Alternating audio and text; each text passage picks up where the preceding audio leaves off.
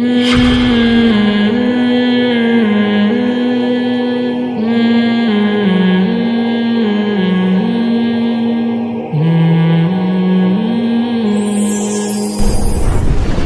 کو ہم جوڑ کی سمجھ رہے ہوتے ہیں مگر وہ ہوتی توڑ کی ہیں.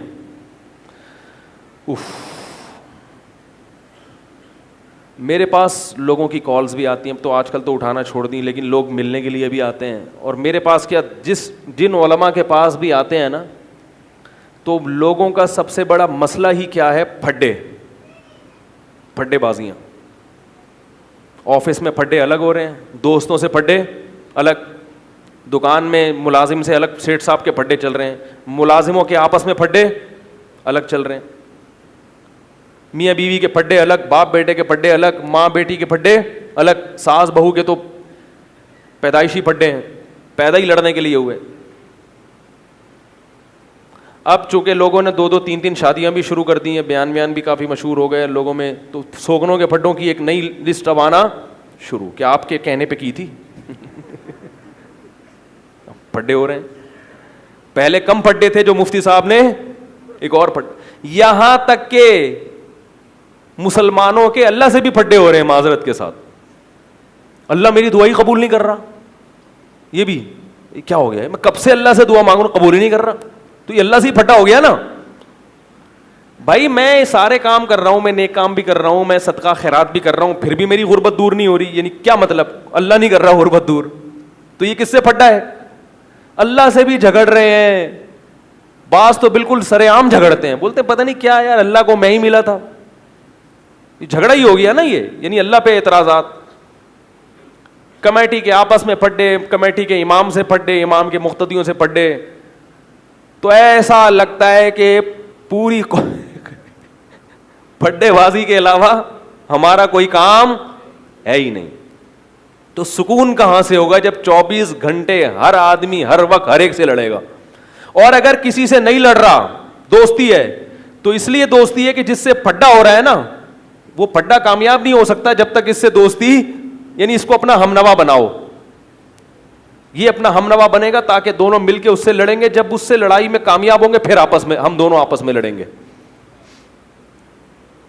یعنی اگر کہیں دوستی بھی ہے تو وہ اس لیے ہے, جیسے مثال کے طور پر گھر میں اگر ساس بہو کی بنی ہوئی ہے, نہیں پھڈے ہو رہے, تو وہ دوسری بہو سے, گھر میں دوسرا بیٹا بھی ہے نا, اس کے خلاف ایک الگ اتحاد انہوں نے, یعنی اگر اتحاد بھی ہے تو وہ کسی کے خلاف ہے. اتحاد برائے اتحاد نہیں ہے. سمجھ رہے ہیں؟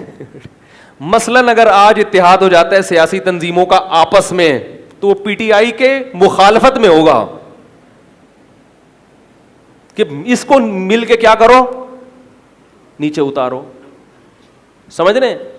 اور اگر پی ٹی آئی والے کسی سے اتحاد کرتے ہیں تو وہ اس لیے نہیں کہ آؤ مل جل کے اکٹھا کھائیں گے, ہم سب ایک ملک کے رہنے والے, اسی ملک کے باسی, آؤ, وہ مقصد اس کمبخت کو نیچے دکھانا ہے. تو اتحاد بھی کسی کے مخالفت میں ہو رہا ہے, کسی کو نیچا گرانے کے لیے ہو رہا ہے. جہاں وہ نیچا گرا تو پھر آپس میں توپے اور بم دھماکے ایک دوسرے کے خلاف. بم دھماکوں سے وہ اصل دھماکے نہیں, یعنی منہ سے جو دھماکے ہوتے ہیں جو زیادہ خطرناک ہوتے ہیں. صبح و شام پھڈے بن ہی نہیں رہی. مسئلہ یہ ہے کہ دیکھو, پہلی بات تو یہ کہ یہ نظریہ بنا لینا چاہیے کہ شریعت میں اتفاق اور اتحاد کی بہت زیادہ اہمیت ہے. یہ ایسے ہی حکم ہے جیسے نماز پڑھنے کا حکم, زکوٰۃ دینے کا حکم, اسی طرح شریعت میں ایک دوسرے سے جڑنے اور ایک دوسرے کو جوڑنے کا حکم اسی تاکید کے ساتھ ہے. ہم یہ سمجھتے ہیں کہ لڑنا اور ایک دوسرے کے خلاف بولنا یہ بہادری ہے, اور ہم نے اگر اپنا حق چھوڑ دیا تو ہم گویا ذلیل ہو جائیں گے, بزدل کہلائیں گے, اور سامنے والا شیر ہو جائے گا. اگر اسلام میں یا اللہ کی نظر میں پھڈے بازی اچھا کام ہوتا تو آپ صلی اللہ علیہ وسلم یہ نہ فرماتے تہادوا تحابوا, ایک دوسرے کو گفٹ دیا کرو, اس سے آپس میں محبت بڑھے گی. پھڈے بازی اچھا کام ہوتا, جیسے کہ ہم اپنے منہ سے تو سب یہی کہتے ہیں لڑنا اچھا کام نہیں ہے, لیکن عمل کیا ہے؟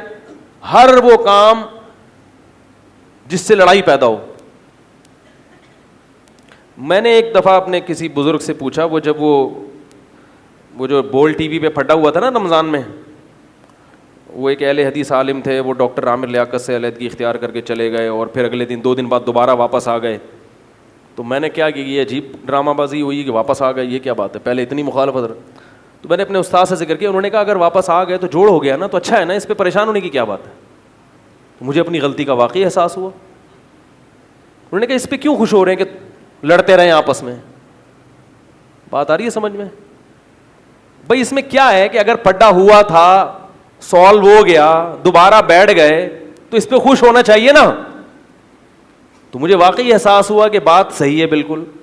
بھائی کچھ بھی وجہ تھی, کسی بھی وجہ سے الگ ہو گئے, اب اگر کمپرومائز ہو گیا ہے, ہمیں کسی کی شخصیت سے نہیں کہ کون صحیح ہے کون غلط ہے, وہ ایک الگ موضوع ہے, لیکن ہم لڑتا ہوا دیکھ کے زیادہ خوش ہوتے ہیں, اور لڑائی کے بعد اگر کوئی جڑ جائے تو بجائے اپریشیٹ کرنے کے طنز کرتے ہیں. سمجھ رہے ہیں؟ تو میں یہ عرض کر رہا ہوں کہ دیکھو اگر توڑ اچھا کام ہوتا تو اللہ کے نبی یہ نہ فرماتے کہ ہدیے دو, اس سے آپس میں محبت پیدا ہوگی. آپ نے فرماتے کہ دوسروں کی جیبوں سے پیسے نکالا کرو, اس سے آپس میں نفرتیں پیدا ہوں گی. جتنی لڑو گے اتنا صحت کیا ہوگی؟ اچھی ہوگی, کانفیڈنس پیدا ہوگا. ٹھیک ہے, ٹینشن ہوگی, اس ٹینشن میں اللہ یاد آئے گا تو اللہ کے قریب ہو جاؤ گے. سمجھ رہے ہو؟ یہ نہیں فرمایا نبی نے. چند چیزیں ہیں, وقت کم ہے, میں بہت ہی جو اہم چیزیں اس معاملے میں وہ تھوڑی سی میں آپ سے کے سامنے عرض کرنا چاہتا ہوں, جو میرا تجزیہ ہے جس کی وجہ سے ملکی سطح پہ بھی لڑائیاں ہوتی ہیں, اور دفتروں میں بھی ہوتی ہیں, گلی محلوں میں بھی ہوتی ہیں, اور گھروں میں بھی ہوتی ہیں. ان میں سب سے پہلا اور اہم پوائنٹ یہ ہے کہ ہم میں سے کسی بھی شخص کو یہ معلوم ہی نہیں ہوتا کہ میرا دوسرے پہ حق کتنا بنتا ہے. بات آ رہی ہے؟ میرا حق دوسرے کے اوپر بولو بھائی کتنا بنتا ہے, اور مجھے اللہ نے اس حق کی وصولی کے لیے اختیارات کس حد تک دیے ہیں. اپنے اختیارات سے بڑھ کر کام کی کوشش کرے گا, اور جو چیز آپ کا حق نہیں ہے اسے مانگنے کی کوشش کریں گے, تو یہاں سے سامنے والے کے دل میں کیا پیدا ہوتی ہے؟ نفرت, بغض اور لڑائی. جب ایک چیز آپ کا حق ہی نہیں ہے, آپ کیسے مطالبہ کر سکتے ہیں دوسرے سے؟